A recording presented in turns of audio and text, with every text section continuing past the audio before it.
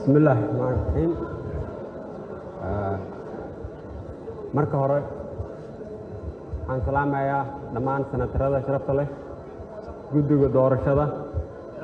ay ka soo martay soo qaybgalayaasha martada sharafta leh ayagana ilaahay baa mahad leh maanta doorashada inoogu soo gabagabeeyay si nabad ah aniga inaan wax badan aan dhaha ma rabo maanta laakiin waxaan rabaa inaan idin sheego waddankeena waxa ugu badan oo u burbursay waxa waa xagga sharciga golahana waa golo sharci dejin waxaan xoog saari doonaa in sharciga uu shaqeeyo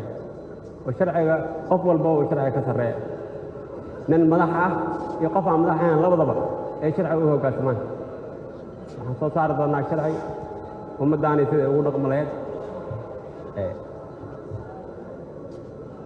soddonkii sano la soo dhaafay